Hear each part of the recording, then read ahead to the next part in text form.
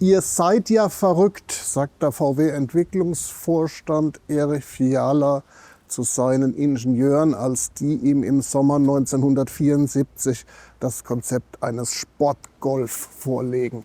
In einem großen Laden wie VW sollte das eigentlich reichen, um so eine Idee endgültig zu killen, aber es kommt anders und deshalb erscheint vor 50 Jahren der VW Golf GTI, der nicht nur das VW-Modellprogramm bereichert, sondern eine ganz neue Fahrzeugklasse kreiert, nämlich die der sportlichen Kompaktwagen oder der Hot Hatches, wie die Engländer sagen. Wir von der Bremen Classic Motor Show feiern das Jubiläum dieses Jahrhundertautos, das ja tatsächlich eine ganze Gattung und eine ganze Generation geprägt hat, und erzählen euch die ganze Geschichte des Golf GTI der ersten Generation. Natürlich lassen die VW-Entwickler ihre Ideen nicht ruhen. Sie treffen sich privat bei Bier und Schnittchen und entwickeln den Plan vom sportlichen Golf weiter.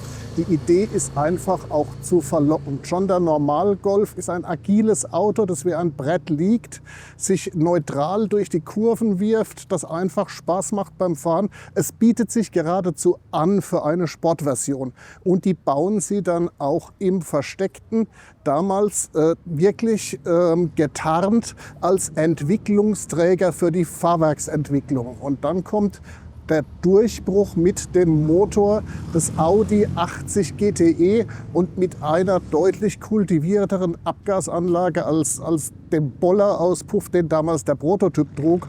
Und damit überzeugen sie auch ihren Vorstand und den Entwicklungschef Fiala. Es steht dann relativ schnell im Jahr 1975 fest, dieses Auto wollen wir haben, aber gleich zur IAA des gleichen Jahres, 1975, feiert er seine Premiere. 1976 geht er in Serie, damals noch als Sondermodell. Geplant sind 5000 Exemplare. Am Ende werden es dann bis 1983 über 460.000. Es gehört von Anfang an zum Konzept des Golf GTI, dass er sich optisch nicht groß vom Basisgolf unterscheidet. Auch dafür gibt es natürlich eine Vorgeschichte, und die beginnt 1973 beim gelb-schwarzen Renner. Das ist ein sportlich zurechtgemachter VW Käfer 1303 in Signalgelb mit mattschwarzen Akzenten, der so undezent auftritt, dass es sogar eine Bundestagsdebatte über die aggressive Optik von Fahrzeugen im Straßenverkehr und ihren Einfluss auf die Unfallstatistik gibt. Damals brennt VW tatsächlich auf dem Scheiterhaufen der öffentlichen Empörung. Das darf sich beim Golf GTI nicht nochmal wiederholen. Deshalb gibt es nur ganz wenige dezente Merkmale, die ihn vom Normalgolf unterscheiden. Dazu gehören natürlich hier die schwarzen Kastenverblendungen. Dazu gehört der berühmte rote Rahmen um den Kühlergrill, das GTI-Emblem. Dazu gehört auch am Heck die schwarz umrandete Heckscheibe. Und eine Rolle spielt natürlich auch der Preis. Der Golf GTI darf nicht zu teuer werden. Es wird also tatsächlich um jede Mark in der Kalkulation gerungen. Deshalb bekommt er beispielsweise nicht die innenbelüfteten Scheibenbremsen, die ursprünglich geplant waren. Und deshalb diskutiert der Vorstand allen Ernstes darüber, auch auf den Heckscheibenwischer zu verzichten, weil das 63 Mark in der Kalkulation spart. Am Ende bekommt er ihn doch, aber das ist ein ganz erheblicher Kampf im VW-Vorstand. Und natürlich das dezente Äußere hat seine Wirkung. Es ist ein Auto für die Understatement-Liebhaber. Das heißt, wer den Nerz nach innen tragen will, der kauft sich einen Golf GTI, hat ein Auto mit Sportwagen-Fahrleistungen, muss es aber nicht unbedingt zeigen, oder zumindest sehen es nur die Insider, und damit erreicht der Golf GTI in seiner Klasse eine Klassenlosigkeit, die ihn, gleichsetzt mit dem VW Käfer. Im Golf GTI kann jeder sitzen. Da kann der Unternehmer sitzen, da kann der Landwirt sitzen und der Schrotthändler und die Friseurmeisterin. Alle, die damals einen sportlichen Kompakten haben wollen, kaufen sich damals einen Golf GTI. Das macht den Erfolg aus, und das ändert natürlich auch die ganze Branche, wo man also vorher die Sportlichkeit betont hat, vielleicht mit bisschen zu heftigen Akzenten und starker Schminke, macht man es jetzt ganz dezent. Das ist die große Errungenschaft dieses epochemachenden Autos. Eine Besonderheit dieses Golf GTI sind die beiden Gummihöcker vorne auf dem Stoßfänger. Das ist die Scheinwerferwaschanlage, die damals serienmäßig ist für alle Exemplare, die nach Schweden gehen. Das ist eine Zulassungsvorschrift in Schweden und deshalb trägt sie auch dieser hier. Womöglich hat er sein Überleben tatsächlich den relativ restriktiven Tempolimits in Skandinavien zu verdanken. Man bekommt die Scheinwerferwaschanlage gegen Aufpreis auch auf dem deutschen Markt, nur bestellt die fast keiner, weil natürlich so ein Golf GTI häufig preissensibel bestellt wird. Er kostet 13.850 Mark. Oft wird er dann abgestottert. Da ist nicht viel Spielraum für große Extras drin. Das heißt, eine absolute Seltenheit, wenn das Auto nicht unbedingt eine schwedische Vergangenheit hat. Ansonsten, wenn wir heute auf den Golf 1 schauen, dann ist es fast schon rührend, wie klein er ist und wie schmal er auch ist. Das gilt tatsächlich auch für die Begriffe der 70er Jahre. Er ist mit seiner Länge von 3,70 Meter kürzer als ein VW Käfer und auch mit der Breite von 1,63 wirklich ein Handtuch von einem Auto. Und das Phänomen ist natürlich seine Raumökonomie. Trotzdem findet innen eine vierköpfige Familie Platz. Es müssen also noch nicht mal Kinder hinten sitzen. Notfalls geht es auch mit Erwachsenen. Und im Vergleich zum Käfer gibt es einen sehr anständigen Kofferraum. Das heißt, der kleine Golf ist vom ersten Tag an ein Vollwertauto. Was nicht ganz typisch ist für den Golf 1 GTI, ist diese sehr zurückhaltende Farbe, dieses Graphitgrau Metallic, das tatsächlich nicht allzu häufig bestellt wird. Viel typischer ist das typische Weiß der 70er Jahre, Rot oder auch Silber Metallic. So hat man ihn eher in Erinnerung behalten als in dieser sehr dezenten Metallic-Farbe. Jetzt schauen wir mal in den Kofferraum und erklären uns, warum viele Käferumsteiger gar nicht glauben konnten, was sie da sahen, nämlich einen wirklichen nutzwertigen Familienkofferraum, eine umlegbare Bank, also ein Auto, das auch für größere Transporte taugt. Das ist ein Konzept, das muss man fairerweise sagen, nicht VW hat es erfunden, das waren zum Beispiel die Franzosen schon Ende der 60er Jahre mit dem Simca 1100. Dann hat man wohl in Wolfsburg gesehen, dass das sehr gut funktioniert und hat dieses Konzept des variablen Kompaktautos mit dem Golf perfektioniert und tatsächlich zum Millionenseller gemacht. Ein Blick noch auf die Rückleuchten. Insider sehen, das sind schon die großen. Das heißt, hier haben wir einen späten Golf. Tatsächlich stammt dieser hier aus dem Baujahr 1983, hat also die erste große Modellpflege schon hinter sich. Kurz danach ist der Golf 2 gekommen und bis heute streiten sich die Puristen drüber, welcher der schönere Entwurf ist, der etwas fülligere Golf 2, der erwachsener wirkt, oder der Golf 1. Ich finde, der Golf 1 in seiner klaren, zurückhaltend, fast architektonisch reduzierten Form ist als Entwurf auch nach über 50 Jahren unübertroffen.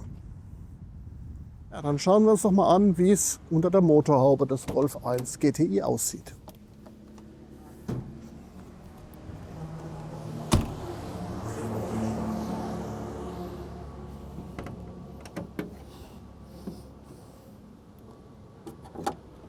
Ja, für heutige Begriffe ist das kein allzu spektakulärer Anblick. Quermotor und Einspritzung, das war dann irgendwann Ende der 70er, Anfang der 80er Jahre eigentlich normal für Kompaktwagen. Damals war es noch ein relativ frisches und fortschrittliches Konzept.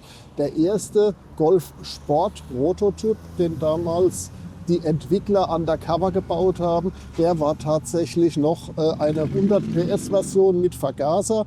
Dann kam von Audi in Ingolstadt der Motor des Audi 80 GT, also die Sportversion des etwas steifen, biederen Stufenheck Audi 80.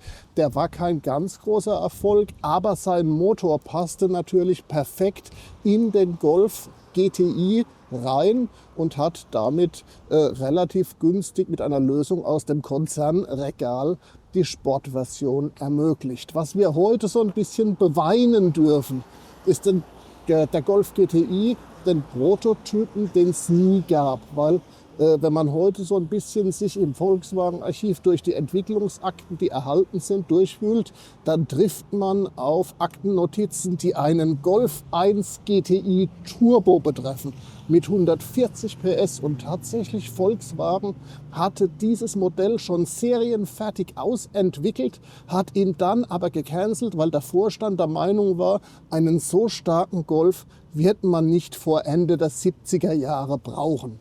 War wahrscheinlich ein Fehlurteil. Auf jeden Fall war die Idee dann leider vom Tisch, weil das wäre heute natürlich ein ganz vergnügliches Spielzeug für die Golfszene. Deshalb hat sie die Autos womöglich auch so getunt, dass sie diese Leistung erreicht und dann auch überschritten hat. Ja, so wenig Motor, so viel Spaß. Jetzt schauen wir uns den Golf GTI mal von innen an.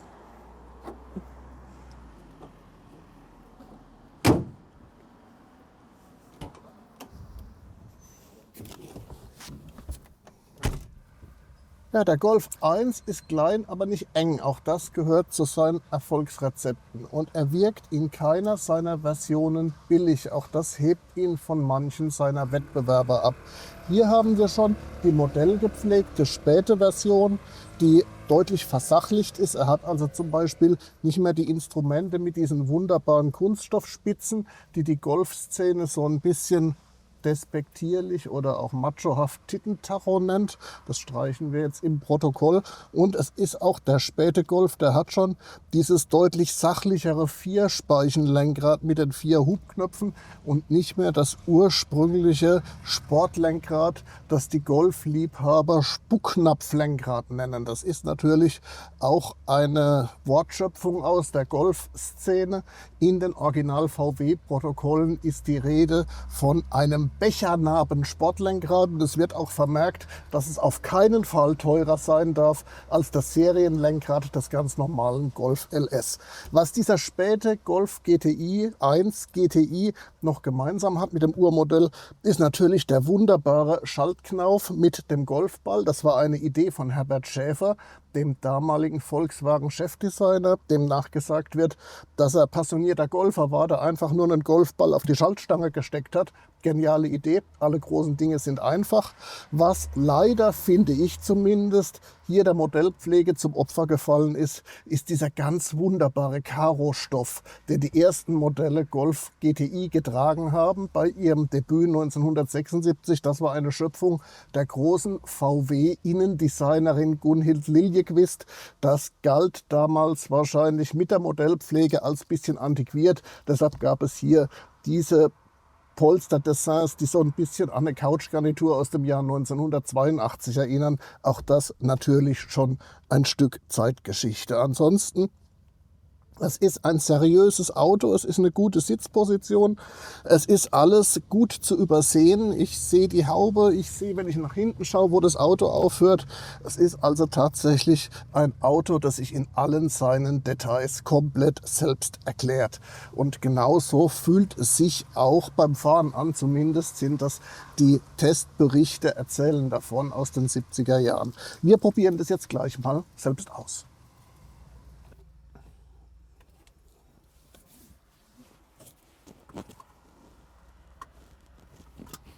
Ja, dann schauen wir mal, wie frisch der Golf GTI beim Fahren geblieben ist.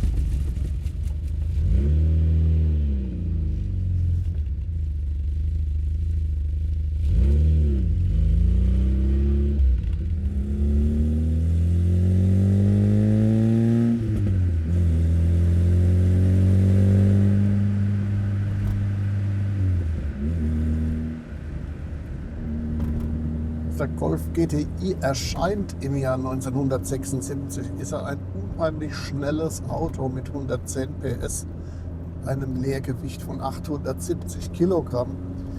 Was er geblieben ist, ist ein vergnügliches und agiles Auto. Richtig langsam ist er zumindest auf der Landstraße bis heute nicht. Also der hält ganz gut mit. Was gewöhnungsbedürftig ist, er ist nicht leise. Und auch seine Karosserie ist nicht leise. Also man hört es. Das Leichtbaukonzept der damaligen Jahre äußert sich natürlich daran, dass das eine oder andere Hartplastikteil im Innenraum auch schon mal klötert und klappert. Das ist damals in den 70er Jahren völlig normal. Heute stört etwas die Hörgewohnheiten, aber es gehört natürlich dazu. 870 Kilogramm. Die Quellen unterscheiden sich da übrigens. Manche schreiben auch von 810 Kilogramm. Das muss erst mal erreicht werden. Natürlich, wir sind heute weit davon entfernt. Ja. Und genauso fühlt das sich an, also ein vollkommen schwereloses Fahren. Man dreht ihn noch nicht mal besonders hoch, also man muss den nicht ausbringen oder nicht voll aufs Gaspedal treten oder besonders hoch drehen. Also schon so im normalen Fahrmodus macht der schon ziemliche Laune und lässt sich hier so im Landstraßenmodus ganz wunderbar auch ein bisschen forcierter bewegen. Als der Golf kam, also noch nicht mal der GTI, sondern der normale Golf, war die Tester ja voll des Lobs, dass dieses Auto liegt wie ein Brett. Das war man damals nicht gewöhnt, diese Neutralität in schnellen Kurven, die Agilität in der Lenkung. Das war ja Anfang der 70er Jahre noch eine Epoche, wo viele Autos entweder sture Untersteurer oder ziemlich tückische Übersteurer waren und auch Lastwechsel in schnellen Kurven war eine relativ heikle Angelegenheit. Und der Golf war so ein Auto, das einfach agil und neutral und narrensicher lag und hat sich auch deshalb angeboten, natürlich für die Leistungssteigerung, für das Upgrade von der 70 PS Version zum 110 PS GTI. Ich kann mich sehr erinnern, dass dieser Golf GTI damals ein echtes Politikum war. Ich war zwar 8, als er auf den Markt kam, aber Autos haben mich interessiert, also hat man zugehört, wenn die Generation der Väter sich über Autos unterhalten hat. Und über den Golf 1 GTI haben sie sich alle echauffiert. Das kann doch nicht sein, so ein leichtes Auto, 110 PS und über 180 Spitze, der hebt doch ab, das ist doch brandgefährlich, damit fahren sich die Leute tot. Die Generation der Käferfahrer und auch der Mittelklassefahrer, so die klassischen Opel Ascona und Ford Taunus Besitzer, die konnten sich das nicht vorstellen, dass so ein kleines Auto so sportliche Fahrleistungen hat und dass es auch noch gut geht. Also das war damals ein ganz heißes Thema. Die Welt hat sich dann auch recht schnell an den Golf GTI gewöhnt. Interessant ist auch, dass man hier als großer Mensch im kleinen Auto ganz gut sitzt. Auch diese Sportsessel, die sind eigentlich ganz gut dimensioniert, also gar nicht mal unkomfortabel. Ein bisschen mehr Seitenhalt könnten sie bieten, aber das ist dann auch Jammern auf hohem Niveau. Die Übersicht ist gut, man schaut gut raus aus dem Auto, die Instrumente sind übersichtlich. Aus heutiger Sicht denkt man sich, servofreie Lenkung, das ist ja außergewöhnlich. Auch daran gewöhnt man sich nach ein paar Kilometern Fahrt. Das ist alles eigentlich so gemacht, dass man durchaus sich immer noch nach 50 Jahren oder nach fast 50 Jahren an so einen Golf GTI gewöhnen könnte. Vielleicht nicht auf der Langstrecke, aber hier auf der Landstraße und vielleicht auch für so einen längeren Überlandturn, ja wunderbar. Also das passt einfach. Und man fragt sich auch, warum die Jungs aus der Tuning-Szene dieses Auto unbedingt breiter und schneller und lauter und spektakulärer machen mussten. Weil so zurückhaltend wie er ist er einfach ein Statement der ganz besonderen Art, auch heute noch.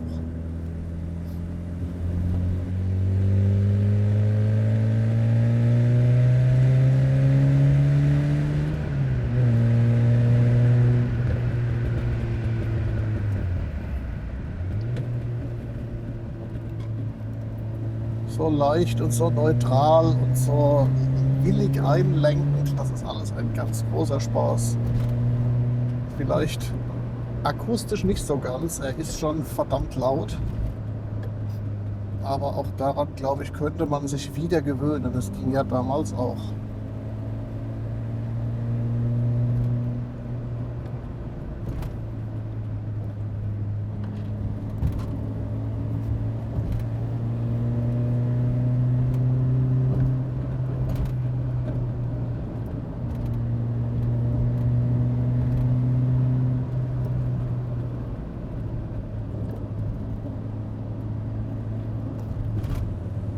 Hier die Querfugen mag er natürlich nicht so gerne, die kommt recht trocken durch.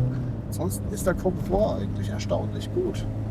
Es war schon ein sehr harmonisch und alltagstauglich abgestimmtes Auto, vor allem diese Knüppelhärte, die heute viele sportliche Kompaktwagen haben, die geht ihm ab. Also es ist ein Auto, mit dem man auch mal die Senioren mitnehmen kann oder die Kinder mit auf den Sonntagsausflug. Also das ist einfach der große Universalist damals auf dem Automarkt.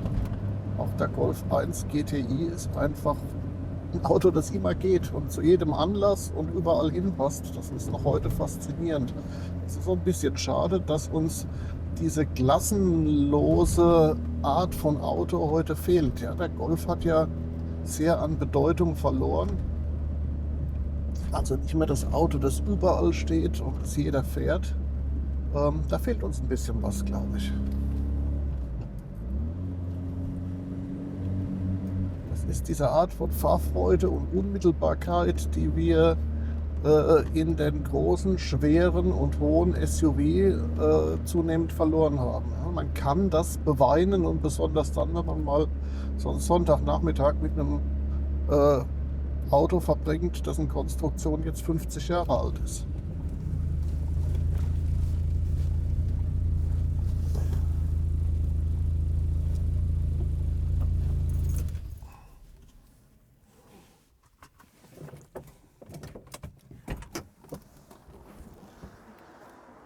Ach, das war schön. Ich bin lang keinen frühen Golf GTI mehr gefahren, aber jetzt bin ich mal wieder hin und weg, einfach deshalb, weil dieses Auto zeigt, wie wenig es eigentlich für großes Fahrvergnügen braucht. Bisschen weniger Gewicht und bisschen mehr Motor, das ist es eigentlich schon. Und wenn dann noch ein paar Ingenieure im Spiel sind, die ein Fahrwerk abstimmen können, dann kann eigentlich nichts mehr schief gehen. Der Golf GTI bleibt einfach ein Sieger der Herzen und ein Meilenstein, nicht nur der Volkswagen-Geschichte, sondern auch der deutschen Automobilgeschichte. Wenn ihr euch begeistern könnt für heiße Kompaktwagen oder Hot Hatches, dann schaut mal rein auf unserem Kanal der Bremen Classic Motor Show. Da erzählen wir zum Beispiel auch die Geschichte des Peugeot 205 GTI, der ja einer der großen Konkurrenten des Golf GTI war.